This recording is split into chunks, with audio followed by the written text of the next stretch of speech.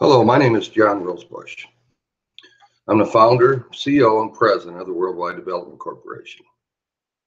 We're going to talk about a lot of subjects today. We're going to talk about GE and Siemens challenges I posted out on some of the different social media sites, the ocean, the issues that we're having with the ocean with our what we're doing, the skepticism about world oil reserves, and finally why I'm approaching this project about this new energy invention the way I am. Okay, so let's start out with, well, before we get started, I'd like to again reiterate this new energy invention I've created. This new energy invention has the ability to power this planet 1,000 times over. It's based on kinetic energy, which is based on river flow. And what we end up doing is we solve the ebb factor. I've talked about the ebb factor in the past. The ebb factor is when we figure out a way to extract energy without the backwash. If you've ever stood in a river and you've held something up, you realize the amount of force you have, and then it goes away real quick, and that's because the water surrounds that object. That's the ebb factor in river flow. We solve that. And once we solve that, we're capable of creating a great deal of energy, and then we turn around and we use leverage to magnify that. So what we end up with is a huge amount of energy. Well, once we figured out how to generate this amount of energy, we unitized it. In other words, we've made everything standard, so the engineering standard. We broke it up into, it's not exactly 1 gigawatt of electricity, but it's close. So we're discussing it and we're marketing by 1 gigabyte unit, but 1 gigawatt units. Keep saying gigabyte.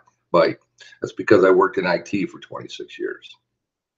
So we know we can implement this around the world, distribute widely around the world in over 1 million places. We also know it can operate in cold weather. It costs a little more money, but we know we can make this operate in cold weather, which means in frozen areas. So it's very, very powerful. We believe it will replace all energy on the planet. Okay, so let's talk about why this project is needed so bad throughout the world. You know, we have oil reserve estimates. BP predicted 53 years not that long ago, and then just lately they've kind of reversed that and said that we're never going to run out of oil. So let me talk a little bit about how world oil reserves are created. Now, you know, I sent out a link on the different sites talking about oil reserves and why they can't be trusted. Okay, and it's not by me, but it's by some other people. The first thing is oil companies. Now, I worked for Marathon Oil Company. Let me again talk about that for 25 years in the corporate office as a lead analyst. And for half my career, I worked in the production area. And the other half of my career, I worked in refining and marketing. Okay, so I kind of know the oil business from beginning to end. Actually, not kind of, I do know the oil business. So let's talk about oil reserves, because I actually worked on Marathon Oil Company's oil reserves. We had what we called a revenue area, and we had a financial area, and we had kind of like an operations area. Okay, so now we know that, so I worked on the reserve system itself. The first thing is there's a whole bunch of labels for different types of reserves, the way they account for them. Okay, proven reserves, unproven reserves, recoverable proven reserves, recoverable unproven, and then there's 10, maybe at least 10 categories of the way they label reserves. Okay, the next thing you need to know is that the recoverable and non-recoverable reserves is an art. Today we're only capable of producing about 40 to 50% of the oil that is in an oil reservoir, and even that's a guess because we're not quite sure. It's hopefully an educated guess, but we're still not quite sure. And there's different types of reservoirs. We actually have reservoir management engineers, okay, that try to determine what type of reservoir, everything else. Okay, and by the way, once you lose the pressure on an oil reservoir, you lose the ability to produce oil, or at least a good share of it. You know, one of the early ways that they could determine how oil reservoir is doing is water to oil ratio. Now that was before we start this injection fraction stuff that they've got going on, that is really could cause some serious problems with our aquifers.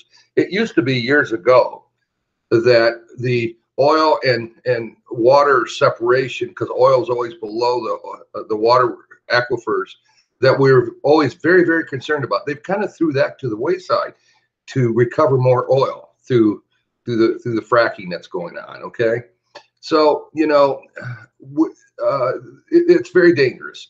So the next thing is that, like the Middle Eastern oil, we don't even know how they come up with the reserve estimates that they do. Okay, we don't have access to a lot of that type of information, and that's been the major oil producing in the entire world. It's supported the entire world, regardless what we continue to talk about, how much oil we find in different areas.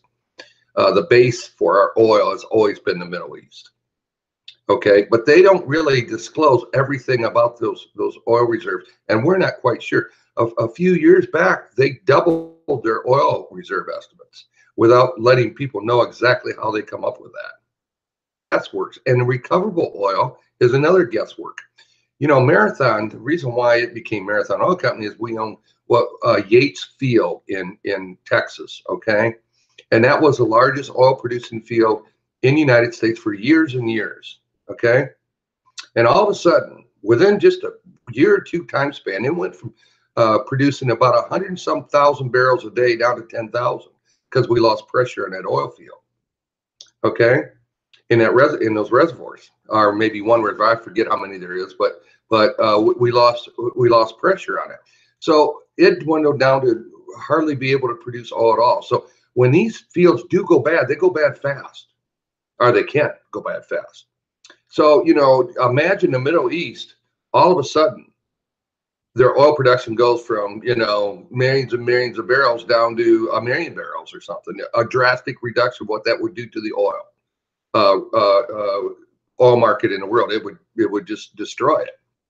And it's very likely that it will happen one day. Now, when is that going to happen? I'm not sure. But, you know, when BP come out and said, well, we're going to have all the oil because we're going to find more oil, etc., that is, you know, that's not being honest to the world. And, you know, the problem with that is that humanity itself is dependent upon these companies and these people being straight up about what's going on. So to not act like oil's a major concern, oil reserves is a major concern, I think is probably one of the most disgraceful things that BP could have done. I'm just ashamed of when they come out with that, okay? Because they're not sure. You know, if you look at the oil reserve estimates that they have, a lot of it is inflated. Why do they inflate oil reserves? Well, you know, the value of an oil company is based on how many oil reserves they have. So you can imagine the temptation to overestimate their reserves. Now I know that, you know, they'll come back and say, well, no, but the temptation's there, and same with countries. So, you know, that's how they get their investments, everything else. I'm not saying that all this stuff is wrong or anything, but I'm saying it's skeptical. And we can't count on that. And when you're talking about a limited resource and BP comes out and says, well, we're going to have, you know, it's essentially saying it's unlimited, it is a complete falsity. And they need to retract what they come out and said. They know that. They know that. So that's my talk on oil reserves. Now, you know, I'm by sure not a reservoir engineer. I'm not a petroleum engineer, but I have a great deal of background working around it, and I know the differences. And so, you know, so I think what I have to say is valid. And matter of fact, I know it is. And regardless, why take a chance on it? So that's my discussion about oil reserves. And I do have 25 years experience in the oil business. So it's not like I'm sitting here talking to you about something I don't, you know, never been around or anything. I actually have been on an oil platform. I actually have been around engineers, and I've worked around them, and I supported the production area for Marathon Oil Company for 12 and a half, 13 years. Okay. And you know, I worked with the regions, I worked with the field offices, I worked with all of it. So I do know kind of what I'm talking about. So actually, I do know what I'm talking about. So let's go back to the ocean and what's going on in the ocean. Right now, you know, the carbon absorbed in our oceans are totally enormous, and there's so much carbon, it's raising the pH levels. Okay, and when the pH levels get to a certain point, guess what kind of marine life it helps? It helps jellyfish of all things. We're going to end up with more jellyfish, and we're going to end up with less marine life, less normal fish. And that is a very awful thing for the world. And the plastics in the Pacific Ocean are at a level that is, again, unprecedented, and it's causing all kinds of harm in the ocean. And one of the biggest things is the ocean reefs. And I think I stated it in the previous video. The ocean reefs are going away. The other thing is the sea level is rising. We're really tearing up our oceans. Now, you know, the oceans make up the majority of the planet. And without them, seriously, humanity would come to an end. I mean, that's how serious of an issue this is. If you talk to people in Miami, they surely don't like the flooding that takes place now almost on a daily basis. And there's many other parts of the world just like that. We're overfishing. And the overfishing's got to stop. Now, that's got nothing to do with oil that we were talking about, our energy, but it definitely has something to do with the amount of marine life that is dwindling, and it's dwindling fast. There's so many things that we need to correct, but the oceans is a very, very big deal. Okay, you know, I put out a challenge to GE and Siemens on social media just recently again. I did it before. It's not because I need GE and Siemens and I don't want to haunt them. It's just that they're very large producers of generators, and this project is going to need a lot of generators. They also have offices worldwide, which will help because I really don't want to set up offices worldwide for this project. I'd rather use existing. And because they are involved in just about every form of energy generation, I thought it would be good if they were involved with this, because this will replace all energy generation on the entire planet. It's not because I need Siemens and GE's expertise or anything like that. If that's what they're thinking, then they're not thinking right. They're not even the largest engineering firms in the world. There's matter of fact, they're down the list pretty far.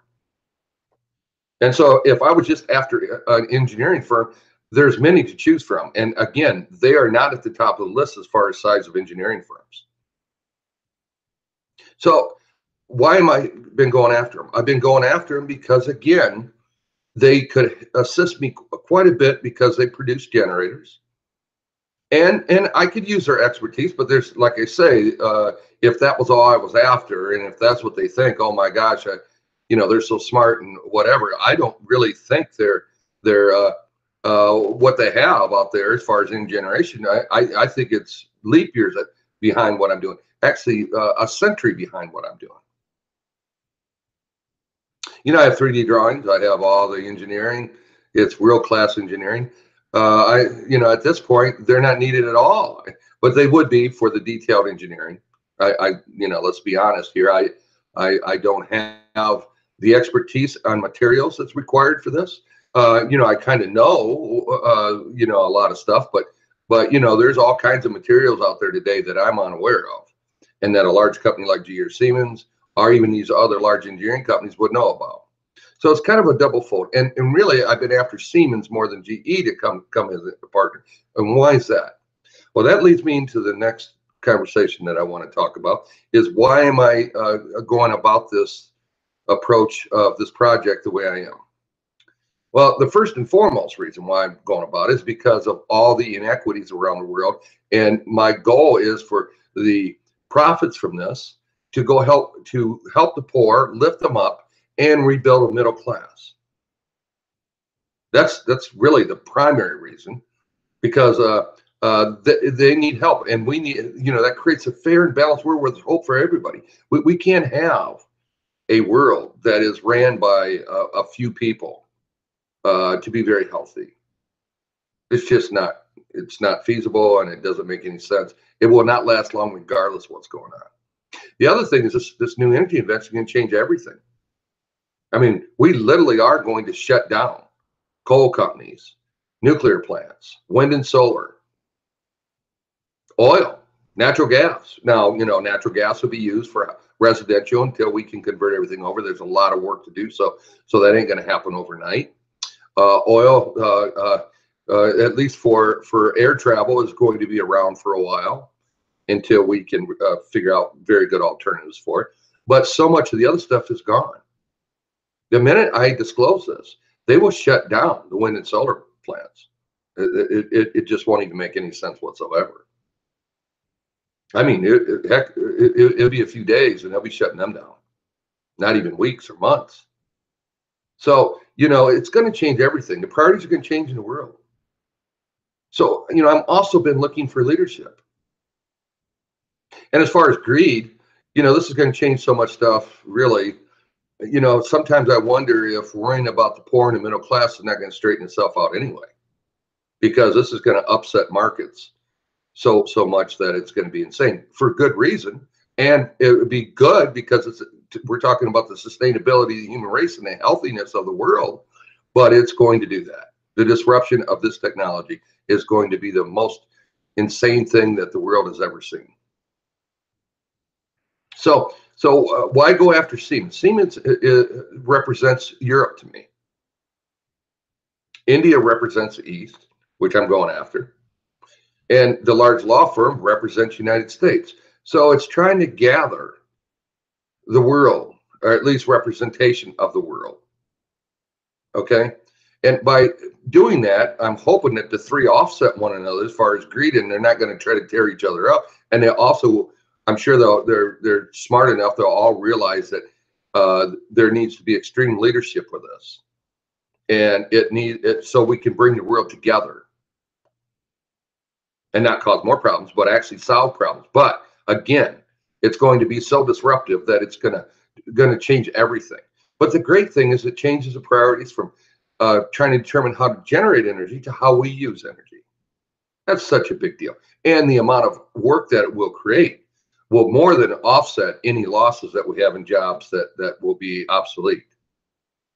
I mean, the idea that we have to implement this and, for the entire world and replace the current energy, change all the grids around, dismantle all the different places, and hopefully build recyclable centers so we can start recycling our plastics and things made from oil so that we can preserve virgin oil so we don't have to consume it all virgin oil for plastics, even if we don't use oil for energy. 30% of the oil consumed in the United States make plastics. So the idea that we need to preserve that oil for future generations. We're not the last generation to live on this planet.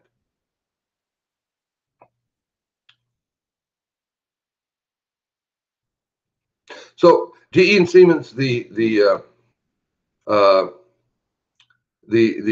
challenge that I said to both of you, again, it's not because I need your expertise. Don't sit back and think, oh boy, that we're so smart that this man needs us. No, this man just wants to work with you. He wants you and him and India and the large law firm to show leadership around the world. And GE or Siemens, both of you could come in and partner if you wanted to. I mean, I don't care. Same with India. If India wanted to work with, I know them and Pakistan hate each other, but maybe they could be a partner in this because they both need energy terrible, and they both have large populations. India, of course, has more. But this is bigger than a country. This country versus that country versus this idea of Trump trying to compete. This will make the world not compete. I hope we all join in together and realize, hey, this is for this allows everybody to have energy. We don't need to fight over resources. We can join in to help one another. And if we lift the bottom class up and rebuild a middle class, there'll be a much bigger market for our products. We could turn this world into a world that, wow, you talk about companies benefit. Now imagine a middle class so huge that you could never fulfill all its needs, and just, you know, it would make the idea of capitalism and making products today look like as if it was so miniature. It was insane, especially if we you know, recycled all the raw materials like plastic, so we can make more plastics out of those plastics. Then the amount of commerce would be just intense around the world. Imagine transportation for almost nothing without consuming resources. Imagine the flow of people and everything else. And if we're smart, vertical farms to feed everybody, so we're not even having to worry about transporting all that. Now, I do know in about 60, 70 years or whatever, we're going to have to find things for people to do. And that will be up to that generation to determine what benefits for people to do. Now, I can tell you this, that I do believe that we need to make sure there's a spot for every single human being living on this planet. And that we don't set up classes of people that can't move back and forth between classes. That we create hope, chance for prosperity, and we start valuing work in different ways.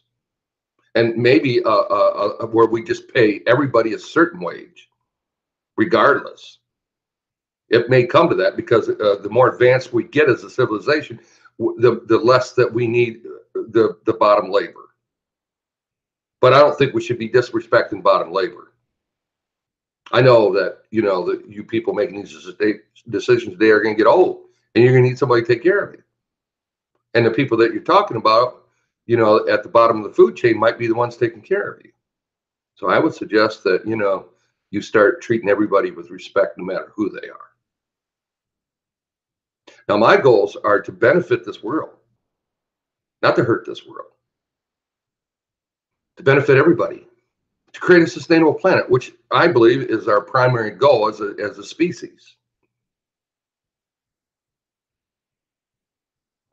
Now, you know, the credibility of me seems to be at odds all the time. I'm not asking for money. This is not about money to me. Matter of fact, when this thing gets disclosed, it's going to be so disruptive, I'm not so sure money is even going to matter. Imagine all the energy companies now literally bankrupt all at once overnight.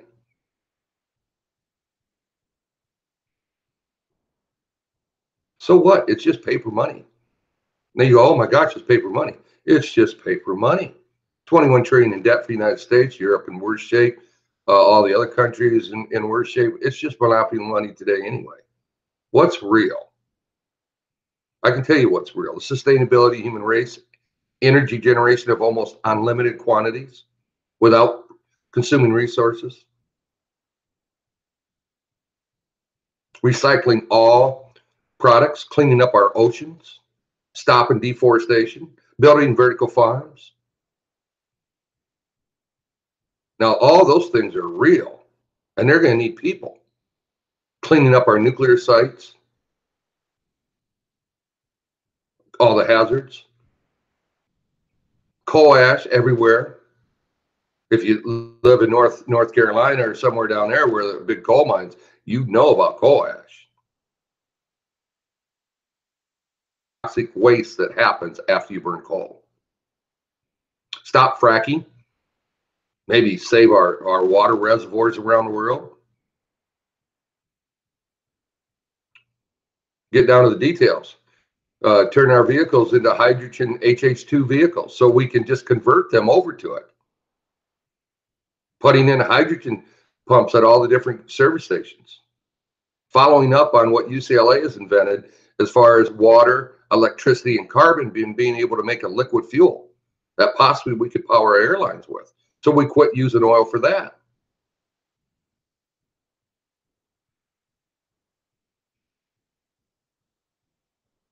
Changing everything. Creating a whole new world.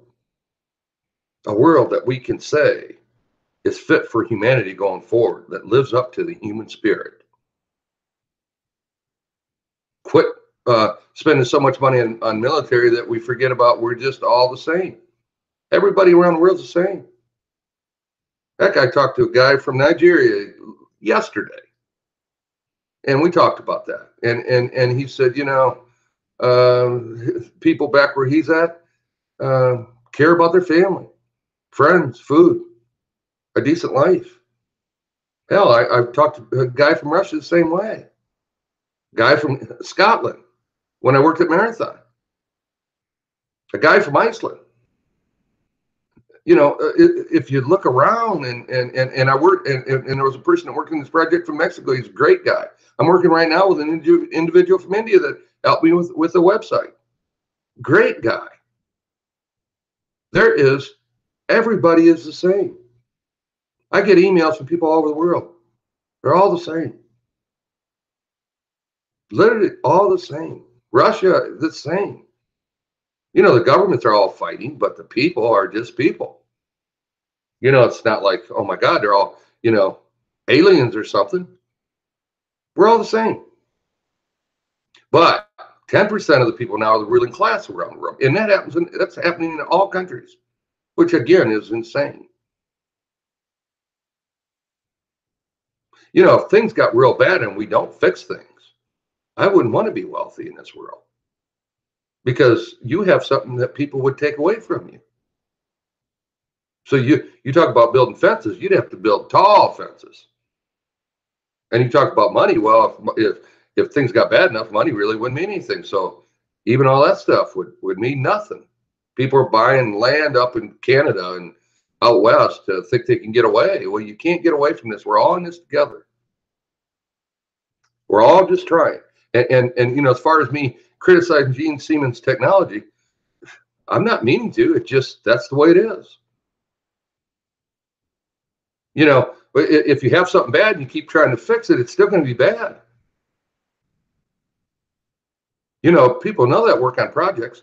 If you start out with the wrong premise on something, you can't correct that. You have to change directions. This new energy invention makes your wind, and the stuff and all the other technologies in the world when it comes to energy generation seem like they're a century apart. I wish I would have created a widget. If I would have created a widget, I wouldn't have this issue. But this invention, this introduction is going to change the world. And this is causing me great pain, because I tell you, I've been doing this for 2 years. Now I'm old, and I don't have all those years to waste. I'm trying to bring the people together. I realize I criticize people, and they're used to people being very nice to them. Well, the truth will set you free here now. And I've been telling the truth about all of it. This invention can do exactly as I claim. When I first started out and had the first breakthrough, I figured out a way to generate a terawatt of electricity in one location. I thought, well, I can't do that. Heck, how are we going to distribute it? But it's that powerful. When I say I can generate 10 or 20,000 terawatts of electricity, 24/7 energy, I mean it. These claims are real. When I say it's $200 million, that's an order of magnitude estimate. I'm not sure. It could be 300 million. Even if it could be 400 million, but even if it's 400 million, it's a miracle. Doesn't consume resources. These things are real. I put out these broadcasts, and I get so many listeners, but I need the leaders to step up. I come onto social media. Another reason too is because of transparency. The more people that know about this energy invention, which right now I've been recording now for 2 years, and the more transparent it is, the less chance there is for corruption, fraud, everything else that goes along with it. My goal is to be 100% transparent.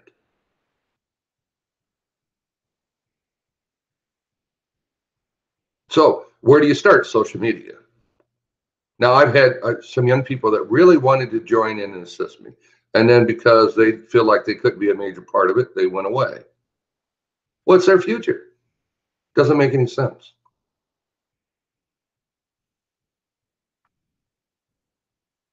You know, I'm doing this for them and for everybody else's kids and grandkids, and for the healthiness of people around the world, for poor people, for people so poor that they haven't really been involved in this experiment we call humanity.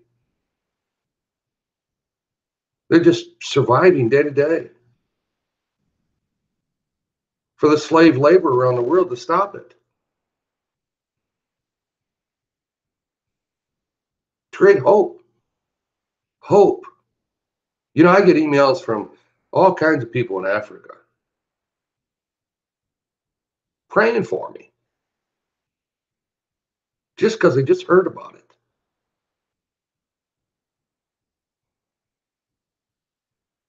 I'll show Africa how to deliver, heck, 1,000 terawatts of electricity, which I would never do, but they could.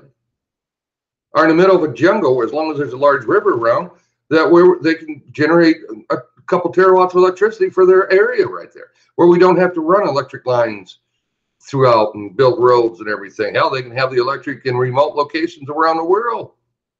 Heck, I'll show this world how to create so many things that and so many possibilities that the world will be just in awe.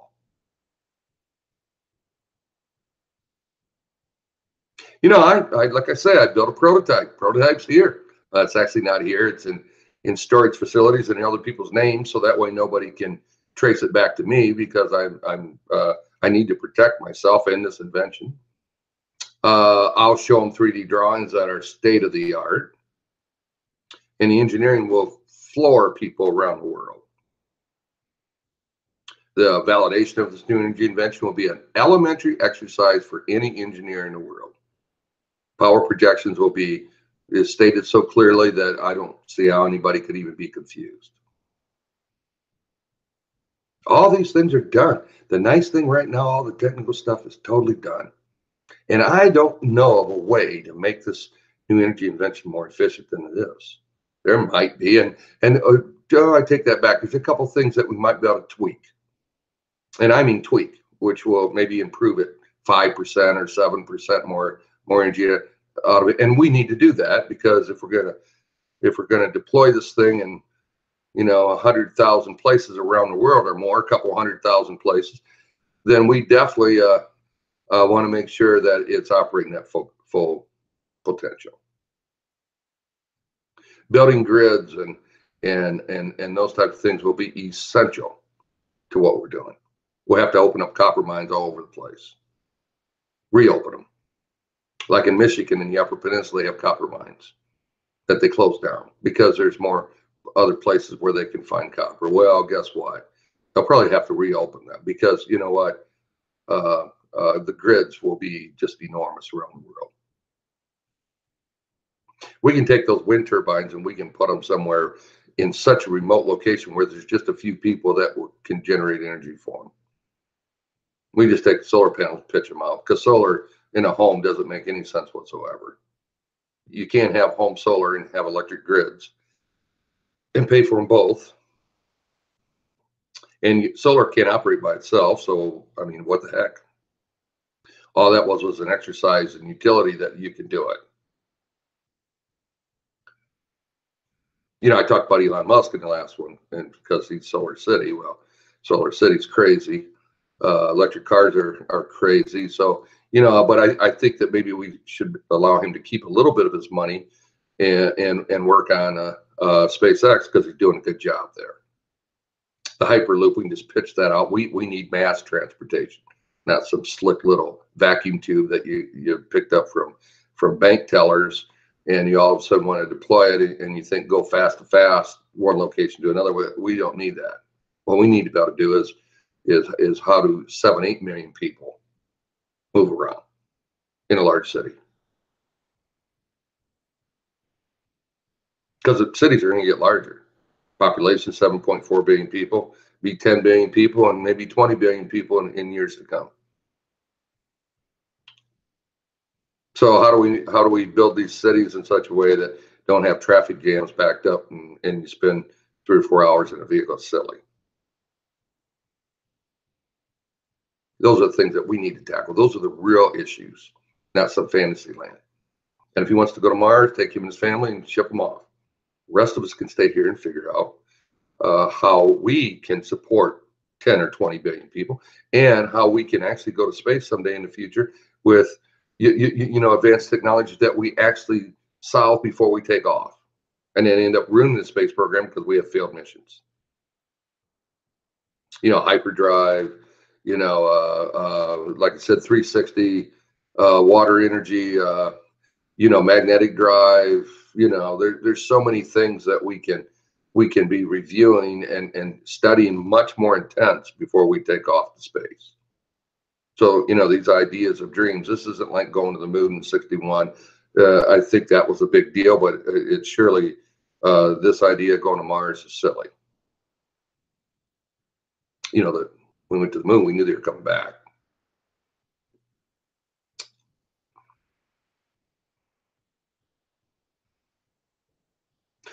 So I've covered just about everything I need to cover. So the next thing I just want to say, I'm here. I've been here for 2 years now, and I'm easy to get in contact. You can go to www.wdcpower.com, and that's my website. And there's a email facility in there that you can email me.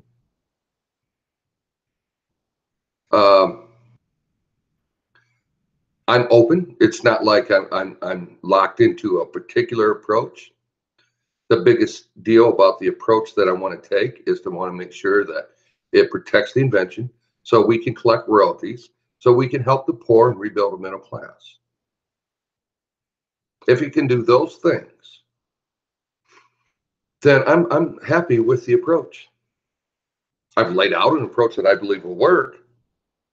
I'm not going to show the invention until I have it locked in such a way that I know it's secure, the energy invention.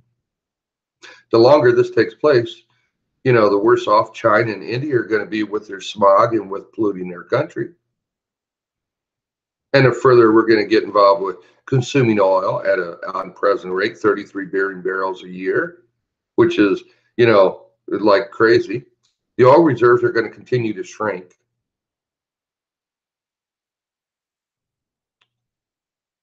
I hope you learned a little bit about oil reserves, because it really is an art. It's not a science. We don't have a measuring cup for how much oil is remaining in the world. The oil's in between rocks. That's been there for millions of years. Our 3D imaging has helped the reservoir engineers and reservoir management to try to help determine how much oil's down there, but it's not a science. It's an art.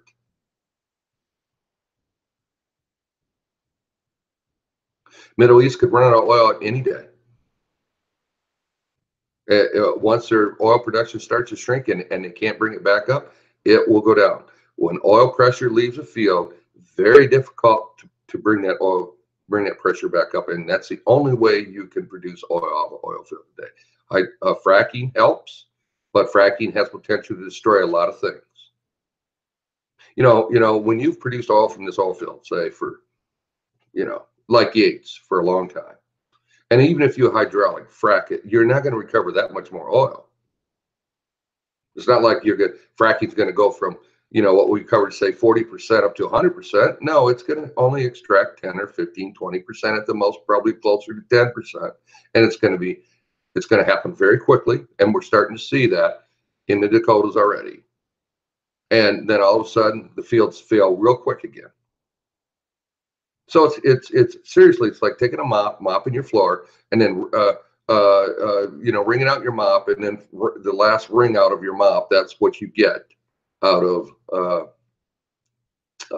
the extra oil out of the oil field. It's not as much as what people are well, actually, I'm not sure what they're saying, but you don't really recover that much more oil.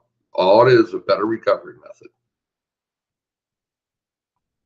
So it's a lot of hype, but it's not as much as what you're thinking. By the way, fracking happened by accident. I think they decided the injection wells, it was an accident about fracking, and it's a very dangerous accident. And I can't believe the oil companies are going along with it. Horizontal drilling, now, on the other hand, was a smart idea because of it. Instead of just one spot with four wells around it, which we used to call the 5-point well, system, where they had 4 injection wells around a producing well.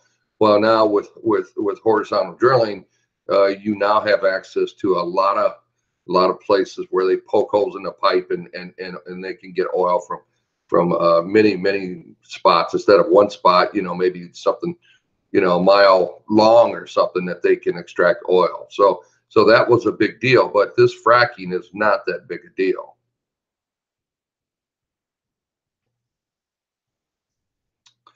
I talked to an individual not that long ago, and he thought, well, I wasn't, I retired 13 years ago, and hydraulic fracking wasn't around back then. Like as if, well, then how in the world would I ever know anything about it? Well, I do know about it. I'm not an expert in it, but I do know about it. And by the way, when you talk about fracking, it's not like fracking's brand new. Hydraulic fracking is with, and when I worked at Marathon, we were shooting polymers down the wells. Heck, we were shooting steam in some locations because the oil was so thick and we wanted to loosen it up. It's not like, injection stuff in wells is new to me. So I don't know what in the world this gentleman was referring to, but, I know, pretty good about how the oil business works. And we had a whole department with 3 or 4 people working on just the reserve accounting systems, let alone the reservoir management area that it supported. I were, we had, I don't want to get into the details, but with major oil companies, they have what they call royalty versus working interest. Those were part of our revenue systems. And so then we had to pay royalties on all the different production. Financial took care of, again, all the financial books, etc. And operations, we major oil companies, we separated out, we called them fields and farms and, regions, etc. And that's how we divided things up. We had gathering lines for our production fields. Not like we have barrels sitting around with our major fields, where trucks go and pick it up from the barrel. No, we actually had pipelines. There was too much oil for that. Okay. When I worked in refining and marketing, we had terminals, refineries. We had finished product pipelines. When I worked for the oil business, we had oil pipelines. So, major oil companies, they take care of a lot of things. And by the way, there's only about a dozen of them. And so, there wasn't a lot of software that was being built for them. So everything was done in hand. There was 600 IT people that supported Marathon, well, at that time. And reason being, you couldn't buy software. What company is going to build software for a dozen companies? What happens if only a couple of them want to buy it? So it didn't make sense. So we did everything. So we know the operations of an oil company, especially someone that worked there 26 years as a lead analyst and programmer, IT person. I worked with so many client groups, user groups around the company. I knew all the segments of the company just about. I mean, I really, there's only a few segments to the entire company I didn't work around. So I know the oil business.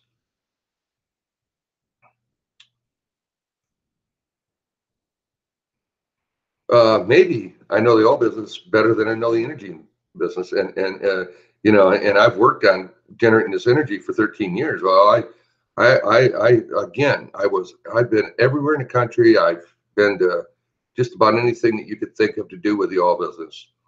I've been there. So I like the oil companies. It looks like I'm sitting here trying to destroy them. No, I'm trying to build a sustainable planet for humanity. Nobody's here, thinking oil companies didn't do something wonderful for this world over the last 100 years. And they need to be thanked a lot. And when we replace them with what we're doing, we need to make sure that we don't, that we do it in a responsible way that we all should be showing the appreciation of what they've done for this world, because without them, this world would not look like it does today. And they're still going to have a role, because there's oil for plastic, etc. Even virgin oil is still going to be needed for a long time.